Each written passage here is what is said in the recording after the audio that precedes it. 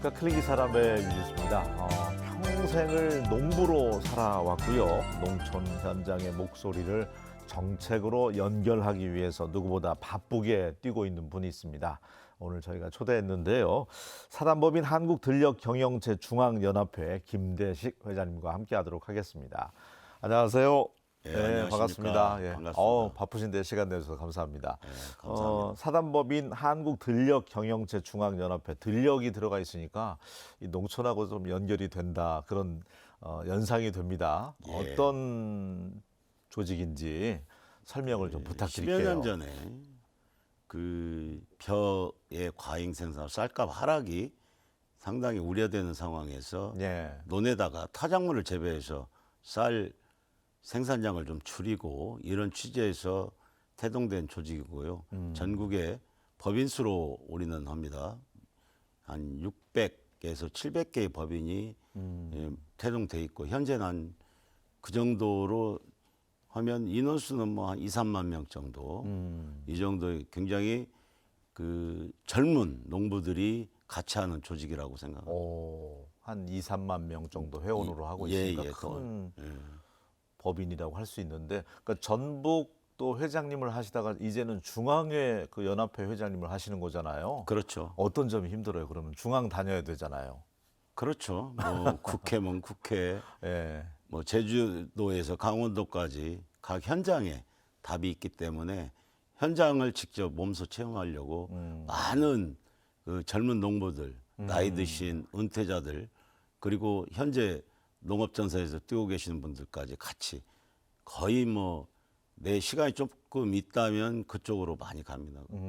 그리고 뭐 국회, 그리고 세종, 청사 이 부분에 공무원들하고도 계속 소통 많이 소통하려고 만나봐야 뭐 뭔가 대화가 되잖아요. 맞아요. 만나지 예. 않으면 그 대화 못 해요. 네. 또 현장을 그렇게 두루두루 전국적으로 다니셔야만이 농민들이 어떤 어려움이 있는지를 파악해서 정책으로 입안될 수 있게 또 그 가교 역할까지 하는 거잖아요. 그렇죠. 예. 네. 그 회장님은 지금 농사는 안 짓습니까? 왜냐하면 제가 소개할 때 평생 농부로 살아왔다고 예. 소개를 해서. 평생 농부로 살아왔죠. 네. 그래서 정부에서는 65세가 되면 경영 은퇴를 하라고 그래요. 법령으로 그게 이제 정해져 있어요. 이제 그러면 경영 이양이라는 것을 하면서 자기 돈도 농지은행에 다 위탁 관리 이 부분이고 팔 것은 또 팔아야 되고 이런 부분들을 그 농지은행에서는 또 젊은 농부들한테 임대해주고 이런 부분이 정부에서 지금 수년간에 걸쳐 있기 때문에 네. 작년에 경영 이양을 했고 올해는 이제 그냥 농업인으로 하면서 더 훨씬 자유롭게 뭐 정부나 국회 아니면 현장의 농업인들 다 찾아볼 수 있어서 너무 행복합니다. 네. 농촌 현장 뭐 지금도 바쁠 때죠. 뭐 그렇죠. 농촌 장마도 현장 있고 바쁘죠. 예. 또 워낙 또 날씨가 이상 기후로 그러니까요. 덥기 때문에 농촌 현상에서는 7월도 이제 농번기로 들어간다는 얘기를 들었어요. 예, 어저께 충남에서 전화가 왔는데 네. 이틀 전에 공파종, 뭐 팥파종 이게 끝났다고 얘기를 들어서 한번 내려와라. 내가 가든가 이렇게 해서 막걸리라도 한잔 나누면서 또 그간에 어려웠던 일들을 서로 또 현장에 문제점이나 이런 것들 원하는 것들을 서로 토론 한번 해보자 이렇게 해서 했더니 이제 7월 중에 한번 내려온다고 하더라고요. 충남 우리 후배들이. 네. 전국 다니면서 이렇게 농민들하고 소통하는데 농촌의 현실은 계절 근로자들 모집 안 하면 또 일손도 부족하고 지금 농업의 현실이 어떻습니까? 네. 고령화 추세이고. 농업 현실은 외국 근로자가 계절 근로자가 없으면 거의 네. 농업을 할 수 없다고 보죠. 그런다면서요. 그래서 저는 이제 정책 개발을 많이 하려고 해요. 콩 같은 경우 파종을 하게 되면 저는 친환경 멀칭이라고 그걸 굉장히 권장을 합니다. 그건 이제 자연 분해되는 그런 비닐인데 비닐이 아니에요. 자연 분해돼서 친환경적이고 그걸 하면 외국 근로자들을 쓰지 않아도 충분히 제출을 할 수 있는 그런 여건인데 굉장히 지금 부정적인 어떤 부분들이 많이 있어요. 시간이 좀 많이 걸리고 또 기계도 그렇게 많은 기계가 보급되지 않아서 그거에 대해서 좀 많이 이렇게 전파가 안 되는 게 참 안타깝습니다. 콩 같은 경우는 기계화율이 많이 도입되지 않았나요, 그래도? 벼농사는 거의 100% 기계화율이 됐고요. 네. 콩도 정부에서 10여 년 이상 그 시설 장비나 이런 그 여러 가지 기계들을 많이 지원해 줘서 상당히 그것도 한 7, 80% 됐다고 하는데 잡초 제거는 어쨌든 인력이어야 되기 때문에 그게 제일 힘든 문제죠. 풀과의 전쟁. 풀과의 네, 전쟁. 네. 지금 이제 좀 있으면 이제 풀과의 전쟁을 할 겁니다. 지금 그래도 우리가 인공지능도 일상으로 많이 들어왔고 자율주행 트랙터도 드론도 그러니까 어쨌든 그 AI 도움을 받는 농업도 이제 그쪽으로 흘러가고 있잖아요. 그렇죠. 많이 도입이 됐죠, 현장도 일손 노동력 절감 위해서. 근데 아직 그 뭐 밭작물 관계는 상당히 그 AI나 이런 것들로는 아직까지 아직까지 한 힘들고 60% 정도라고 봐야 그렇죠, 되나요? 그렇죠. 예. 예. 앞으로 더 나아지겠죠. 그럼요. 그래야만이 청년들이 창농을 위해서도 농촌 현장으로 달려갈 거 아니에요. 그렇죠. 예. 그렇게 하기 위해서 정책적 제도나 이런 것들이 많이 마련돼야지 않느냐. 그리고 농업부 정책은 일관성이 있어야 되는데 이 정부는 이 정부대로 전 정부는 전 정부대로. 그래서 제가 맨날 하는 소리가 있어요. 농업은 100년을 바라보고 좀 정책을 좀 수립해 달라. 당장 콩이 좀 생산된다고 해서 콩 면적 줄여라. 뭐 이런 것들로 가버리면 콩과 벼는 동종의 식량작물이잖아요. 네. 그 어느 콩을 줄이면 벼가 많아지면 또 쌀 그 가격이 또 폭락하는 이런 것들이 굉장히 순환돼요. 그래서 이제는 쌀과 그리고 이 벼가 같이 공존할 수 있는 제도적 장치를 좀 마련해 달라. 정부에 계속 건의하고 있고. 그리고 콩이 많다고 처음에 정책을 안 만들었잖아요. 네. 콩을 그냥 그 벼만 좀 감축하려는 그런 정책을 만들었었는데 그러면 그렇게 정책을 해놨으니까 지금부터라도 고쳐보자. 그래서 콩 산업 가공. 우리 젊은 농부들이 이제는 가공해서 유통까지는 좀 힘들더라도 유통도 노력해서 가공 산업을 발전시켜서 그에 대한 지원을 좀 해달라. 지금 계속해서 농식품부에 오늘 아침에도 지금 그 얘기를 하고 왔습니다. 그렇게 해야 젊은 농부들이 무슨 고기도 낚싯밥이 있어야 오잖아요. 그렇게 해서 어느 성공한 농부들이 하나 둘씩 태동했을 때 또 농촌은 또 젊어지지 않나 이런 생각에서 계속해서 그쪽에 매진하고 있습니다.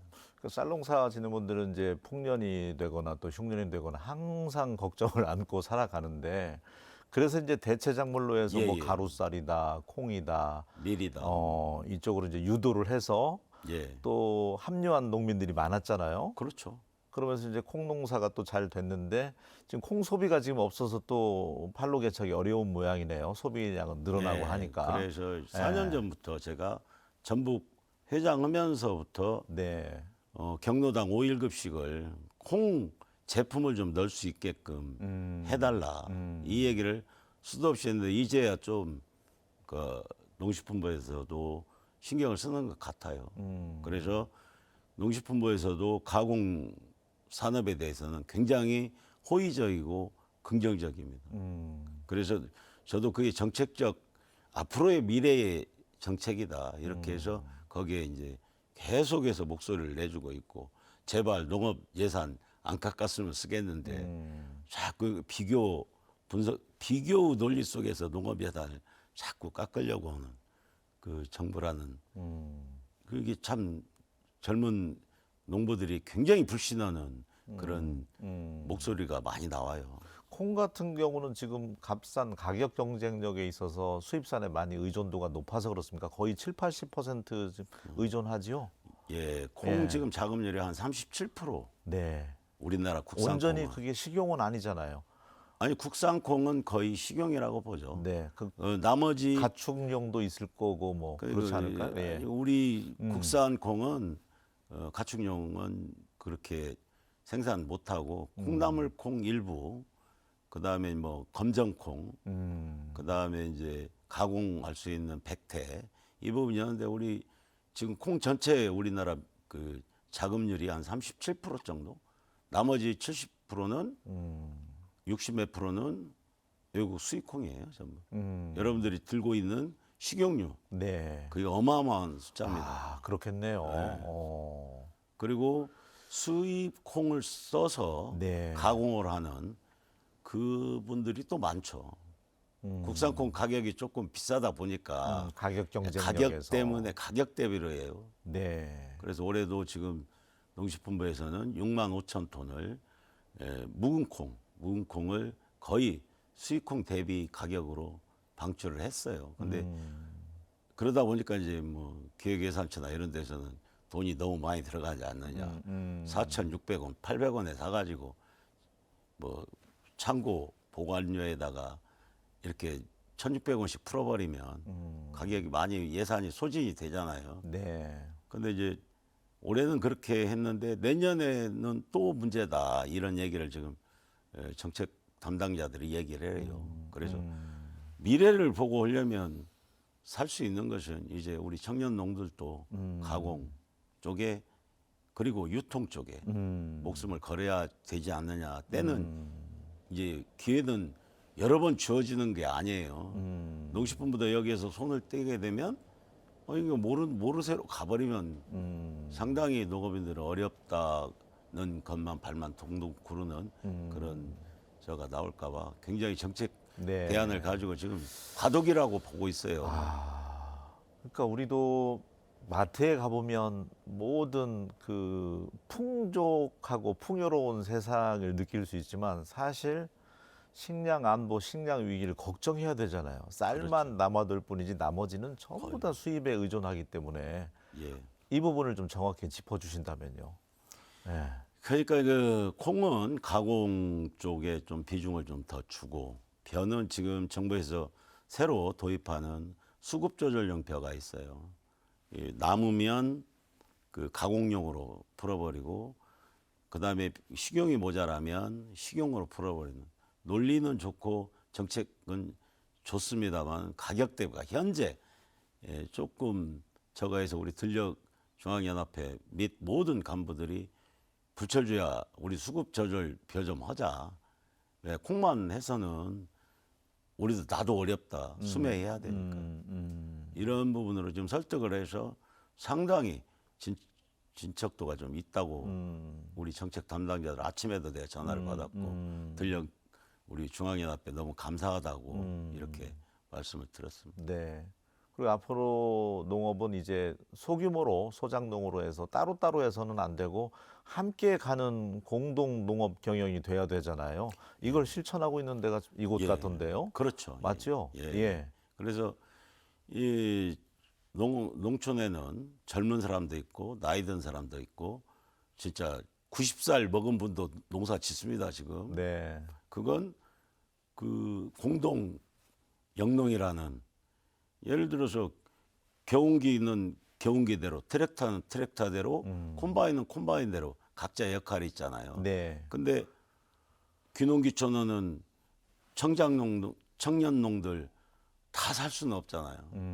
그래서 우리가 이제 같이 쓰고 공동 구매해서 공동 구매해서 예. 합쳐 놓으면 우리가 운전할 수 있는 사람은 운전하고, 그 다음에 그 대여해서 분들은 하고, 그렇게 지금 하기 때문에 저희 들녘 모든 회원들이 굉장히 지역에서는 거의 뭐 이겁니다. 그리고 뭐 처음에 파종부터 수확까지 그리고 수매까지 전체 다 해주고 있기 때문에 너무 각광을 많이 받고 있어요. 우리 농촌에 또 오랜 전통이 품앗이가 있듯이 그렇죠. 예. 서로 그렇게 가야 될 것 같아요. 앞으로는. 그래서 예. 서로 공동, 그러니까 어떻게 보면 예. 좀 이상한 말일 수도 있지만 앞으로 미래가 그렇게 많지는 않잖아요. 농업을 희망하는 모든 그 우리 뭐 직장인들이나 젊은 사람들이 농촌 하면 그냥 뭐 장화 신고 뭐 이런 부분. 네. 그렇기 때문에 지금 앞으로는 그렇게 가야 되지 않나 이렇게 생각해요. 또 인식 개선을 좀 많이 시켜줬으면 좋겠다는 게 농수산대 같은 것도 우리 지역에 있잖아요. 아, 그럼요. 예. 그래서 네덜란드의 그 농업 국가로 잘 사는 거 보면 농촌으로 가면 젊은이들이 분홍으로 살 수 있다는 인식이 있더라고요. 예. 우리는 여전히 농촌 가면 뭐 장가도 못 간다 막 그런 인식이 있으니까 그런 것도 좀 달라졌으면 좋겠어요. 그러니까 지금 예. 전북에 농수산대학교가 있으면서 일반 타 대학교를 다니다가 졸업을 했지만 또 농수산 대학교로 어마어마하게 많이 다시 들어와 있습니다. 그 사람들이 예를 들자면 공부는 서울대, 농업은 농수산대 이렇게 하면서 거기에 인력이 모든 그 현장으로 다 우리 들녘 법인들 중에 거의 한 30% 40% CEO들이 농수산대 졸업자들이에요. 그만큼 그 정보나 그리고 교류 이런 것들이 끈끈한 정으로 뭐 충남에서 뭐가 좋다 품종이 좋아서 이렇게 하자면 뭐 전북하고 이렇게 서로 협력해서 그 작물을 재배해서 또 판매도 같이 해주는 그런 조직으로 태어나면서 앞으로 우리 들녘의 조직은 굉장히 앞으로 정부에서도 키워줘야 되지 않느냐 이런 생각을 합니다.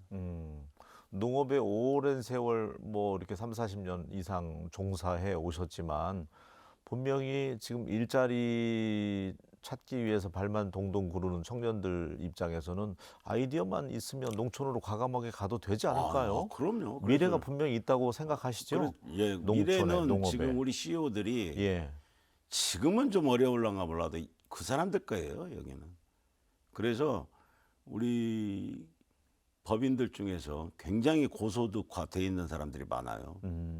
그래서 필요하다면 서울에 있는 청년들, 전주 시내에서 뭐 일용직 근로자로 해놓은 사람들은 언제든지 저희 들녘중앙회로 문의해주면 연결해줄 수도 있어요. 또 살고 계시는 부안이나 김제 포항 이쪽이 김제. 귀농귀촌 1번지로도 소개가 잘 되고 있더라고요. 아, 그렇죠. 예. 예. 오시는 분들은 어떤 마음으로 이렇게 오시면 좋을까요? 물론 다 아유, 성공하기 위해서 그런 성공하기 마음으로 위해서 오겠지만. 일단은 근데 예. 그 제도적 진입이 요즘은 그 우리나라가 저 자본주의 사회잖아요. 그러니까 내 것 소유욕이 많아요. 그래서 누구 또 사람을 넣어주는 것 자체를 굉장히 많이 꺼려해요. 근데 우리 들녘의 우리 젊은 농부들 그리고 법인 대표들은 그걸 다 허락해 줍니다. 그래서 누구든지 와서 배워서 일단 농업은 우리 아나운서님은 어떻게 생각하실나 몰라도 종합 예술인이에요. 농업인이 되기 위해서는. 네. 자, 직장에서 용접을 잘하는 사람은 용접만 잘하면 되잖아요. 네. 농업은 다 해야 됩니다. 전기, 기계, 수리. 아. 이게 농촌에는 자동차 카센터 같은 게 별로 없어요. 농기계 본인이 고쳐야 되는 모양이네요. 농기계 센터도 그렇게 만만치 않아요. 네. 그래서 그런 것도 일반 그 내가 응급 조치할 수 있는 그런 것들은 다 돼야 돼. 물을 품다가 밤에 전기 나가면 누가 고쳐줍니까? 내가 해야 돼요. 벤치 만능이 돼야 가지고. 되네요. 그래서 종합 예술인이다. 아, 이해가 됩니다. 예. 어떤 작물을 가서 해야 될지 이런 것도 도움도 다 주고 기존에 있던 분들이 뭐 텃세 이런 거는 없습니까? 외지에서 오신 분에게. 그런 것들은 네. 이제 지역적으로는 좀 있겠지만 네. 그건 우리 젊은 사람들이 이해를 해요. 나이 드신 분들이 더 이해를 못한 경우가 있어요. 근데 앞으로 그것도 우리 들녘 모든 회원들이 네. 내가 맨날 이렇게 얘기를 해주거든요. 같이 더불어 살아야 된다. 한 명만 잘 돼서 그 세상은 좀 이상하지 않냐? 같이 살자. 아이디어 서로 공유하고 서로 도와주고 이렇게 하면 좋은 세상이 될 것 같다. 농업은 밝다. 난 맨날 그래요. 농업은 굉장히 미래가 있다. 좋습니다. 희망적이고. 예. 그래서 그걸 하기 위해서 저는 정말 하기 싫었어요, 여기. 근데 많은 젊은이들의 눈동자를 보고 내가 마지막 봉사의 정신으로 무엇을 해야 할 것인가를 갖다가 느껴서 지금까지 해오고 있습니다. 전북 회장님도 하시다가 이제는 예, 거기 하고 그만두려고 했어요. 중앙연합회 회장도 거의 이것도 2년 정말 가까이. 어렵게 예. 했는데 뭐 굉장히 힘들어요. 어떻게 보면. 그래도 2년 가까이 하면서 전북 회장님도 여기 마시고 중앙회까지 하시면서 큰 보람은 언제 보람, 느꼈어요? 아까 말씀드렸잖아요. 예. 젊은이들의 그 눈동자.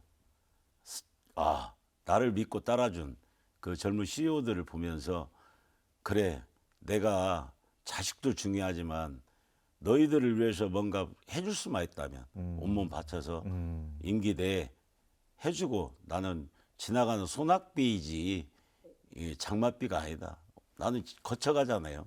거쳐가서 이제 그 노인이 다 됐는데 뭐 내가 뭐 얻을 게 없잖아요. 그렇지만 우리 젊은 CEO들 그리고 농업을 사랑하는 하려고 하는 우리 젊은이들에게 꿈과 희망을 줘야 되지 않느냐. 이렇게 생각을 해서 열심히 하고 있습니다. 봉사와 희생의 자세로 임하기 때문에 이러다 또 연임 얘기 나오는 거 아닌가 모르겠어요. 모르겠어요. 저는 아직까지 뜻은 대답은 있으십니까? 네. 아니 좀 많이 생각해봐야 한다고 했어요. 네. 제 몸이 따라준다면 좀 생각해보겠지만 이게 육체가 노쇠해지고 병들고 그러면 못 하잖아요. 지금 건강해 보이신데요. 예. 아직까지는 건강합니다. 예. 워낙 또 중앙도 뭐 세종시도 왔다 갔다 해야 되고 이동 거리며 만나는 사람도 많고 이런 부분들이 좀 힘든 부분 중에 하나일 것 같네요. 중앙 회장님으로서. 이제 소통이 안 될 때, 네. 우리 중앙회가 이걸 좀 원한다 하면 해줘야 되는데 그냥 거부당했을 때 제일 마음이 아프죠. 많은 분들의 또 뜻을 대변해야 되는 자리인데. 그럼요. 예.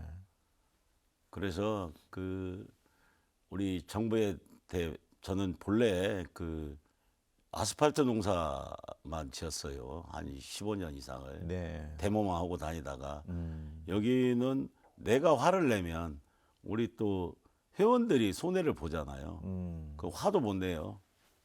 점잖게 풀어줘야 되고 또 머리 조아려야 되고 이런 부분들이 굉장히 힘들어요. 나이가 많이 먹었잖아요. 저도. 근데 요즘 공무원들 보면 뭐 20대가 많아요.